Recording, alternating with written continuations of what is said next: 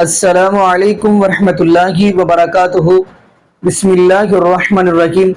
ناظرین، آج ہم جس حوالے سے آپ سے گفتگو کرنے جا رہے ہیں وہ یہ ہے کہ جہاں پہ بندے نے زندگی کے 4 دن بھی اچھے گزارے ہوں تو اس کا دوبارہ دل کرتا ہے کہ میں وہاں پہ ہی واپس آؤں، وہاں پہ ہی ٹھہروں۔ تو قبل اس سے ناظرین کہ ہم آگے گفتگو کریں، میں آپ کو ڈاکٹر طاہر القادری حفظہ اللہ تعالیٰ کی ویڈیو دکھاتا ہوں۔ اب ان کا کہنا ہے کہ میں اپنے وطن یعنی پاکستان کے اندر واپس آنا چاہتا ہوں، کیونکہ ناظرین ملک کے جیسے حالات چل رہے ہیں یہ آپ کو اس بات کا علم ہے۔ تو آئیے ناظرین، ڈاکٹر طاہر القادری حفظہ اللہ نے کیا گفتگو کی ہے اور کب کا ان کا یعنی کہ یہ ذہن بنا ہے کہ پاکستان آ رہے ہیں، کب وہ آ رہے ہیں، تو انہی کی زبانی ہم سنتے ہیں۔ تو آئیے ناظرین مل کے ویڈیو دیکھتے ہیں، تو پھر انشاءاللہ ہم بھی گفتگو کریں گے۔ تو آئیے ناظرین مل کے ویڈیو دیکھتے ہیں۔ مجھے آپ سے، آپ کے قریب ہونے سے، آپ کے پاس ہونے سے خود بڑی محبت ہے، چاہت ہے۔ آپ کی منتوں کو خود اپریشیٹ کرنا چاہتا ہوں۔ آپ کی یادیں ہر وقت مجھے گھیرے رکھتی ہیں، میں آپ سے جدا نہیں ہوں، آپ کی یادوں کے جھرمٹ میں رہتا ہوں، صبح و شام میں آپ کے لیے اداس رہتا ہوں، آپ سے فزیکلی ملنا چاہتا ہوں، اپنی دھرتی میں آپ کے جھرمٹ میں ہونا چاہتا ہوں، بیٹھنا چاہتا ہوں، آپ سے بالمشافہ ہم کلام ہونا چاہتا ہوں، ہم مجلسی کی تپش آپ کو دینا چاہتا ہوں، آپ سے لینا چاہتا ہوں، مگر اللہ رب العزت نے میرے کندھوں پہ ایک ذمہ داری ڈالی ہے، میں اس کو بہت صراحت کے ساتھ الفاظ میں نہیں کہہ سکتا، مجھے اس ذمہ داری کو پورا کرنا ہے، اللہ کے اذن، اللہ کے امر اور اللہ کی توفیق کے ساتھ۔ علمی کام ہے، 3 تفسیریں ہیں جو میں نے لکھی ہیں، لکھ رہا ہوں، کمپلیٹ کر دی ہیں، ریوائز کر رہا ہوں، ان کا مراجعہ ہو رہا ہے۔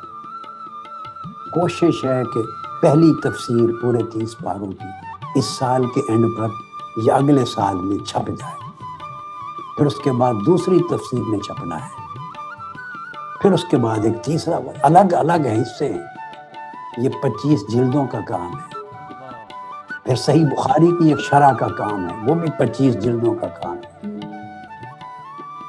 علم کا ایک ذخیرہ اور خزانہ ہے، مجھے احساس ہے کہ اس کو اللہ کی توفیق سے میں نے مکمل کرنا ہے، اور اس صدی کے کام نے اگلی کئی صدیوں تک نسلوں کی رہنمائی کرنی ہے، اسے اس صدی میں مکمل ہونا ہے، اور میں اس صدی کے اختتام تک تو زندہ رہنے والا نہیں ہوں۔ جتنے سال میری زندگی کے ہیں، میں چاہتا ہوں کہ اس صدی کے لیے جو کام میرے ذمے لگایا گیا، جس نے آئندہ کئی صدیوں تک روشنی دینی ہے، میں مکمل اللہ کی توفیق سے کر لوں۔ یہ حال، یہ موجودہ زمانہ پچھلی صدیوں سے کٹ گیا ہے، میں نے ماضی کو حال سے بھی جوڑنا ہے ابھی علم کے باب میں، اور مستقبل تو بالکل کٹا رہے گا، کٹے پتنگ کی طرح، اس کی کوئی جگہ نہیں ہوگی، پھر اس مستقبل کو بھی ماضی سے جوڑنا ہے، اس علم کا ایک رابطہ قائم کرنا ہے۔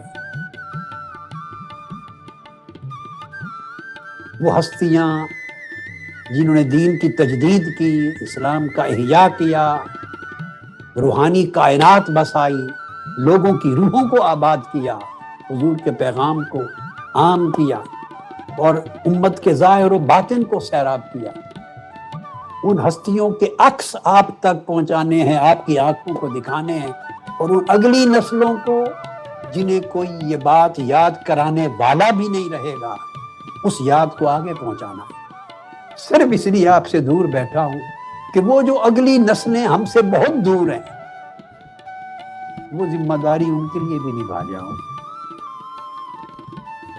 پھر وہ پڑھیں گے، روشنی لیں گے، ریسرچ کو آگے بڑھائیں گے، نسل در نسل زمانہ یہ کام ان کی رہنمائی کرے گا۔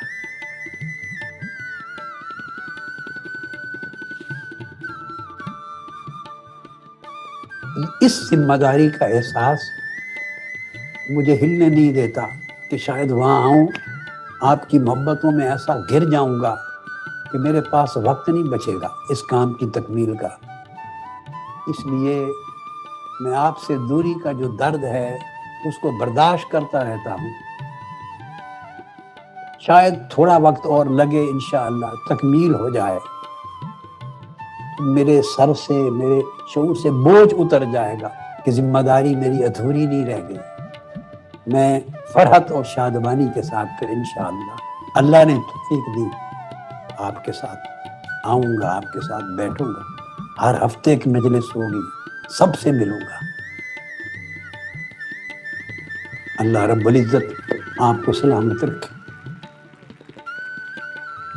میں چاہتا تھا کہ میں اپنے اندر کے جذبات آپ تک پہنچا دوں۔ اللہ پاک آپ سب کو سلامت رکھے۔ جی ناظرین، آپ نے یہ ویڈیو ملاحظہ فرمائی تو آپ نے ڈاکٹر طاہر القادری حفظہ اللہ تعالیٰ کی گفتگو سنی اور ان کے جو جملے کے وہ بھی آپ نے سنے۔ تو ناظرین، دیکھا جائے تو زندگی کے جہاں پہ اچھے 4 دن گزرے ہوں تو بندے کا جب جانے لگتا ہے تو تب بھی دل نہیں لگتا، بلکہ وہ جب جانے لگتا ہے تو دل اس کا پریشان ہوتا ہے۔ تو ناظرین، ایسے ہی آپ کو میں نبی پاک صلی اللہ علیہ وسلم کی طرف لے کر چلتا ہوں۔ نبی پاک صلی اللہ علیہ وسلم جب مکہ چھوڑنے لگے تو قرآن پاک کی آیت، چلے ہم سورۃ انفال کی آیت پڑھتے ہیں۔ فرمایا وَإِذْ يَمْكُرُ بِكَ الَّذِينَ كَفَرُوا لِيُثْبِتُوكَ أَوْ يَقْتُلُوكَ أَوْ يُخْرِجُوكَ وَيَمْكُرُونَ وَيَمْكُرُ اللَّهُ وَاللَّهُ خَيْرُ الْمَاكِرِينَ۔ ناظرین، جب مکے والوں نے یہ منصوبے بنایا کہ نبی پاک صلی اللہ علیہ وسلم کو نکال دیا جائے، کہیں انہیں کہا شہید کر دیا جائے، جلا وطن کر دیا جائے، تو خیر نبی پاک صلی اللہ علیہ وسلم جب مکہ چھوڑ کر مدینے جانے لگے، یعنی ہجرت کرنے لگے، تو نبی پاک صلی اللہ علیہ وسلم بھی پیچھے مڑ کر دیکھتے رہے اور آنکھوں سے آنسو جاری۔ کیوں آنسو جاری تھے؟ اس لیے کہ جہاں پہ زندگی کے ایام گزارے ہیں اچھے، تو آپ کو پتہ ہے ناظرین وہاں سے جانے کو دل نہیں کرتا۔